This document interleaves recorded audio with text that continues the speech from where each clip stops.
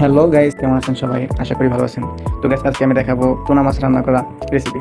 তো গাইস, প্রথমে আমরা দুইটা টুনা মাছ নিয়ে নিয়েছি, যেগুলা বিদেশ থেকে আনা হয়েছে। আসলে এগুলা প্রসেসিং করা, ভিতরে অলিভ অয়েল তেল দ্বারা প্রসেসিং করা আছে। তো টুনা মাছগুলা অনেকে চিনেন, আবার অনেকে চিনেন না। আসলে এগুলা হচ্ছে সাগরের মাছ, বাংলাদেশে খুবই কম পাওয়া যায়, আর পাওয়া যেতেও পারে, বাট আমি জানি না, আমার জানা নেই আর কি।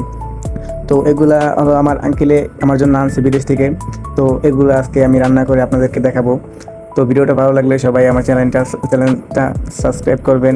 আমি নতুন ভিডিও বানাইতেছি, আমার আগে পরে কোনো ভিডিও না, এড়িয়ে প্রথম ভিডিও। তো গাইজ, সবাই একটু সাপোর্ট করবেন, এটাই আর কি। তো শুরুতে আমরা দুটো পেঁয়াজ নিয়ে নিতেছি, কারণ দুটো পেঁয়াজ দরকার, এবং কিছু মরিচ নিয়ে নিতেছি।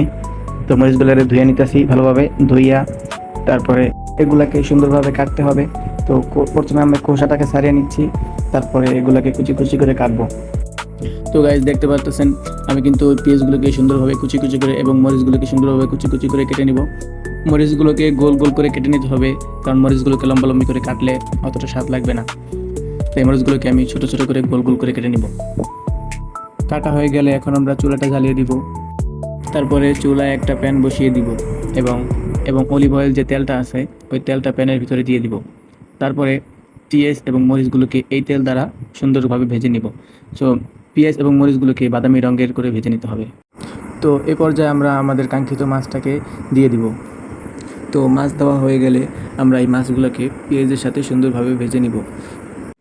মাছগুলোকে সুন্দরভাবে পেঁয়াজের সাথে ভেজে নেওয়ার পরে দেখবেন সুন্দর একটা কালার যখন চলে আসবে, তখন মাছগুলোকে আমরা উঠিয়ে নিব। তো এ পর্যায়ে আমাদের মাছগুলো সুন্দরভাবে রান্না হয়ে গেছে।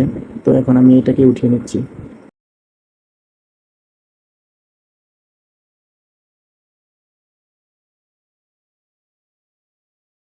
সো গাইস, ভাজা শেষে এগুলোকে দেখতে কত সুন্দর লাগতেছে, দেখতে দেখা যাচ্ছে খুবই লোভনীয়। সো গাইস, এখন আমরা মুড়ি দিয়ে এগুলোকে পরিবেশন করব। আপনারাও কিন্তু এগুলা অনলাইন থেকে অর্ডার করে কিনে বাসায় ট্রাই করতে পারেন। তো আজকে এই পর্যন্তই, দেখা হচ্ছে অন্য একটি ভিডিও নিয়ে। তো সবাই ভালো থাকবেন, সুস্থ থাকবেন। তো ভিডিওটি ভালো লাগলে চ্যানেলটি সাবস্ক্রাইব করবেন। ধন্যবাদ।